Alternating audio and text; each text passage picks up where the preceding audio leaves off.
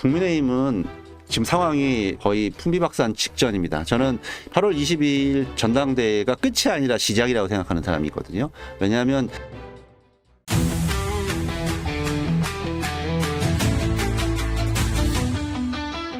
자, 그러면 상대 당 얘기도 좀 한번 살짝 해볼까요? 상대 당. 물론 상대 당이긴 한데 거기도 지금 전당대회가 8월 22일 날 20일 뒤에 예, 하게 되는데 아시는 것처럼 그 국민의힘은 지금 상황이 뭐 거의 풍비박산 직전입니다. 저는 8월 22일 전당대회가 끝이 아니라 시작이라고 생각하는 사람이거든요. 왜냐하면 뭐의 시작? 분열의 시작. 분열의 시작. 통합을 위한 시작이 아니라 분열의 시작입니다. 아, 이 너무 과격한 발언. 왜냐하면 지난 국민의힘은 12월 3일 내란과 그 이후 탄핵 과정이 하나의 큰 사건이고, 두 번째로는 지난 대통령 후보의 교체, 이 과정이 또 하나의 큰 사건입니다. 이거를 기점으로 해서 여러 사람들이 확고하게 나눠졌고 확고하게 돌아올 수 없는 서로 간의 지금 뭐라고 할까요? 그 자신들의 길을 선택했다고 좀 서로의 생각해요. 강을 건넜다. 강 가지고는 안 될 것 같아요. 아예 큰 협곡 정도는 될 것 같은데. 이게 북극과 남극 정도인가? 네, 협곡에 낭떠러지도 있고 거기에 그런 과정 속에 있는데 거기에 더해서 저는 그때부터 제가 말씀드렸던 방송이나 이런 데서 얘기했던 게 뭐냐면 국민의힘의 이제 대지주는 뭐 찐윤도 아니고 친윤도 아니고 정광훈 목사다라고 얘기했습니다. 그게 상징적으로 보여줬던 여러 번의 그 모습들이 있어요. 김기현 의원이 가서 머리를 조아리는 모습, 윤상현 의원이 머리를 조아리는 모습도 있었거든요. 왜냐? 전당대회는 결국 표 싸움이에요. 머리수 싸움입니다. 누가 많은 표를 가지고 있느냐로 결정되는 거예요. 실제로 정광훈 씨의 세력들이 자유통일당으로 있지만 다 그거 이중당적으로 해서 다 많이 들어와 있어요. 영향을 아직도 미치고 있다. 그런데 거기에 더해서 이번에 아스팔트 또 하나의 세력인 전환길식 씨 같은 사람들도 입당을 했어요. 그리고 본인이 공공연하게 뭐 본인의 출마 또는 자기의 좀 아바타 같은 사람을 내세우겠다라고 주장을 하고 있습니다. 그러면 이제 이 광경은 어떻게 되느냐? 지금 뭐 김문수 누구죠? 나경원 대표는 안 나오고 안철수, 조경태, 그다음에 장동혁, 한동훈 대표는 지금 고민 중이고 한동훈 저는 나올 가능성도 꽤 있다고 생각하는데 장동혁 이렇게 돼 있거든요. 근데 이런 사람들이 결국은 이 큰 두 사건에 다 연루된 사람들이에요. 그래서 이 전당대회가 끝난다고 해서 통합을 시작할 수 있는 게 아니라 완전히 분열, 결국은 내년 선거를 또 앞두고 아예 분당의 가능성도 저는 있다고 봅니다. 지방선거 앞두고 얼마 남지 않았습니다. 8, 9, 10, 11, 12, 그다음에 6개월, 5개월. 그래서 최종적으로는 궁극적으로 왜냐하면 총선까지 긴 장정에서 분당의 가능성도 있다. 그래서 분열의 시작이다라고 봅니다. 결국 어떻게 영화의 제목인 것 같은데 분열의 시작. 한동훈 씨하고 전환기라고 같은 당을 하기가 쉽지 않습니다. 그리고 저희가 아는 많은 당내에 합리적인 또 보수 의원들이 있거든요. 이분들이 전환길 씨하고 같이 당을 하기가 어려워요. 국민의힘의 건강한 목소리도 있잖아요. 그러니까 전환길 강사와 함께 갈 수 없다라고 하는 목소리가 계속 커지면 결국 그게 분당으로 가는 거죠. 분당으로 간다. 이미 그래서 전환길을 쫓든 그런 그 사람들하고 명백하게 갈라설 수 있겠냐라는 거예요. 왜냐하면 김문수 후보 같은 경우는 전환길도 다 포용해야 된다라고 얘기하잖아요. 그러니까 아까 말한 것처럼 합리적인 사람들이 오히려 소수고 아까 말한 것처럼 지금 상황을 볼 때는 김문수 후보가 가장 더 유력한 거 아닙니까?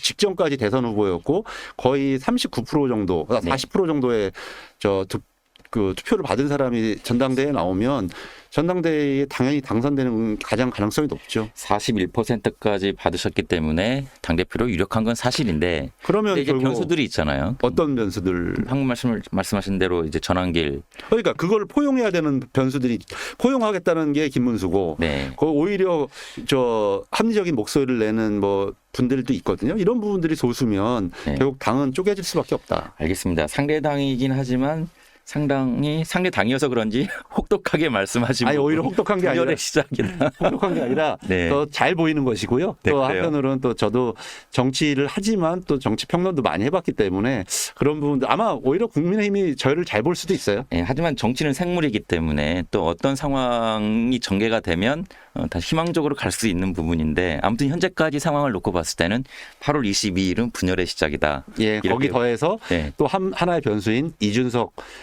의원 당이 있기 때문에 네. 결국 그 과정 속에서의 이합집산 분열로 가는 게 하지 않을까 하는 게 제 추측입니다. 그러면요, 짧게 홍준표 전 대구시장 이 역할을 합니까?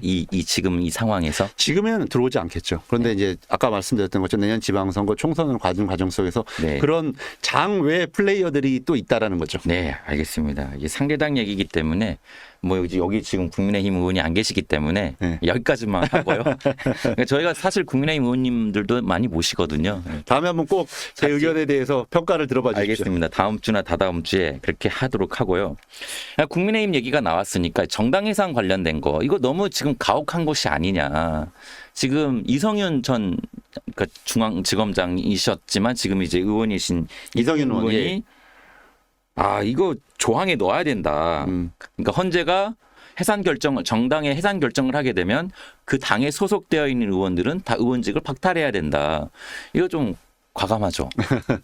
근데 뭐 당연합니까? 지금은 뭐 개별 의원 얘기인데 예. 앞으로 특검이 뭐 여러 가지 활동을 통해서 저희들이 뭐 조금 문제 제기하고 있는 네네. 그 당시 12월 3일에 내란과 관련된 어떤 역할을 했는지 지도부가 예. 했는지 뭐 이런 상황들이라든지 이런 것들이 진짜 진상이 규명되고 밝혀지게 되면 국민적인 여러 가지 좀 수위가 훨씬 더 높아질 거라고 생각이 듭니다. 저는 오히려 지금 국민의힘이 그런 부분들이 있다면 명백하게 스스로 좀 이렇게 밝히고 사과하고 그러는 것이 그리고 지금 뭐 자신들에 대한 수사라든지 이런 부분을 정치 탄압이다 이렇게 얘기할 것이 아니라 오히려 국민들께 참 한 번도 진솔하게 명백하게 사과한 적이 없고 네. 윤석열과의 좀 전에도 우리가 얘기를 했지만 윤석열과의 입장에 대해서도 매우 모호한 태도를 얘기를 하고 있단 말이죠. 탈당했으니까 우리랑 상관없는 사람이다. 그런데 그런 부분을 해야 그런 부분 국민들의 어떤 비판으로부터 조금이나마 거리를 둘 수 있지 않을까 생각이 들어요. 네, 윤희숙 혁신위원장도 말씀하셨지만 체질을 좀 바꾸지 않으면 윤 어게인도 매일 벗어날 수가 없다. 다구리를 당하고 있는데 뭐 바뀌어지겠습니까? 네, 그 표현은 좋은 표현은 아닙니다만 아무튼 그렇게 말씀을 하셨으니까 지금 국민의힘 상황은 상당히 힘듭니다. 반면에 민주당은 지금 특검은 뭐 이제 뭐 독립기구이기 때문에 별도로 돌아가고 있고 그다음에 특검 분위기 연말에 이제 수사 결과가 나오면 재판이 진행될 것이고요. 그다음 내년 또 뭐 6월에 지방선거가 있고 이런 전국이 계속 가는 것이 민주당으로서는 뭐 악재는 아니잖아요.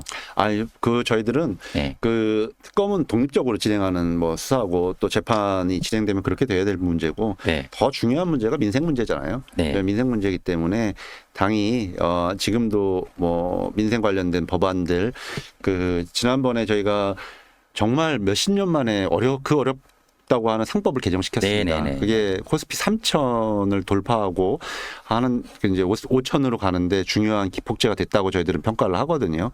그런 민생 법안들 좀 따박따박 좀 해가면서 지금의 가장 문제는 먹고 사는 문제고 경제적인 네. 어려움입니다. 또 대미 통상 문제 뭐 이런 것들 때문에 굉장히 국가 경제가 쉽지 않은 상황이라는 것도 저희들이 너무 잘 알고 있습니다. 그럴수록 집권 여당다운 그 민생에 주력하는 모습 계속 해야 된다고 생각해요. 그리고 이번 이제 내일에도 본회의가 있고 8월 4일도 본회의가 있는데 그래서 최대한 많은 그런 민생 관련 법안들은 통과시킬 생각입니다. 거기에 네. 더해서 최근에 좀 재해가 많았기 때문에 재해 관련 법안들 뭐 이런 부분들도 최대한 좀 통과시킬 목적을 가지고 있습니다. 재계하고도 좀 손을 잡는 그런 모양새입니다. 배임죄도 그렇고. 예, 저희가 2차례 정도 김병기 대표 출범 이후에 간담회를 가졌었고요. 지난번 그 상법 개정하는 데에서도 상당한 저희들이 의견 수렴을 했습니다. 그리고 네.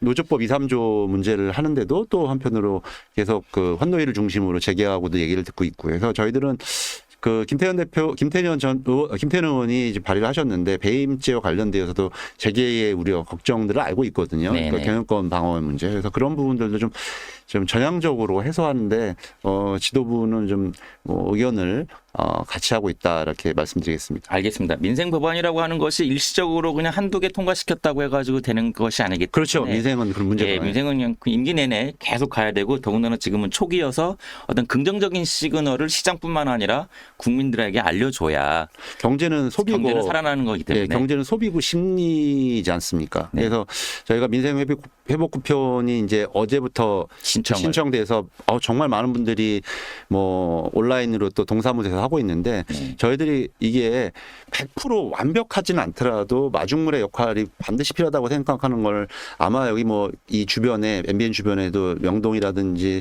종로라든지 그럼요. 상권 같은데 돌아다니면 쉽게 알 수 있거든요. 맞습니다. 다 그런 부분들이 다 절실할 때죠. 네, 지갑을 열게끔 만들어 놨습니다.